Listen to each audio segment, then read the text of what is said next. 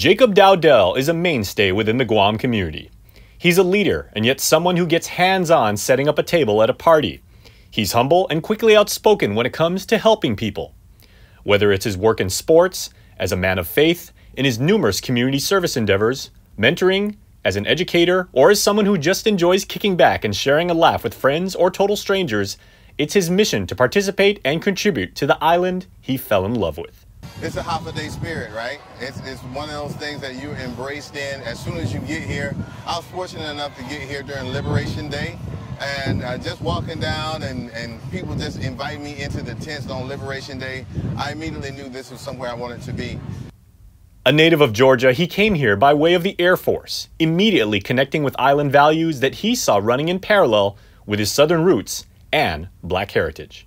And as we grew, and I formed the Talented 10th organization here on Guam, I wanted to maintain our sense of Afrocentric culture while embracing the peaceful people of Guam like they embraced me.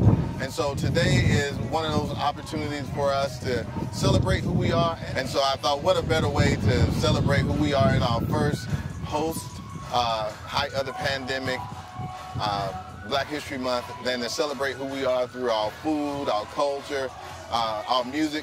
The Talented 10th is a group he co-leads in reference to a leadership class of Black men. It's a lineage he's proud to be a part of. Black history is the history of America.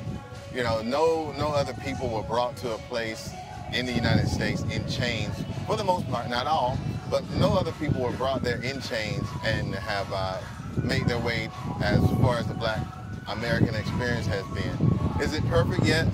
No. But is it something to celebrate? Yes, absolutely. And why not celebrate it here on this beautiful island of Guam with our Chamorro brothers and sisters and everyone who's here.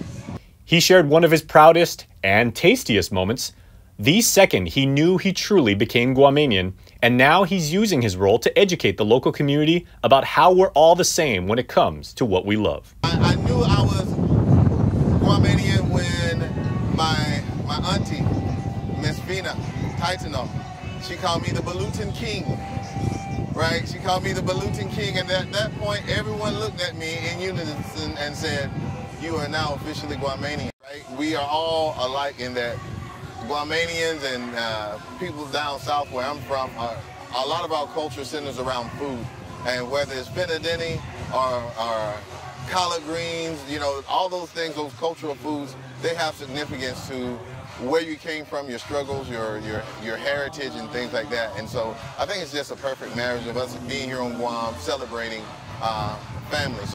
Another universal language is athletics. Coach Dowdell has worked tirelessly as a player, high school coach, women's football commissioner, and someone giving youth opportunities to better themselves. Because being able to positively impact someone transcends background or race, it's the right thing to do as a member of society. And he's committed to helping youth from all walks of life, island-wide. It is for the kids.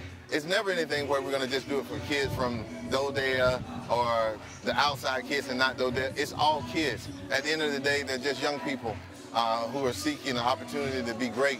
It's our job as adults, whether Black, white, Guamanian, whatever, to give all kids an opportunity. It's about me as a person, a human being, giving those behind me an opportunity.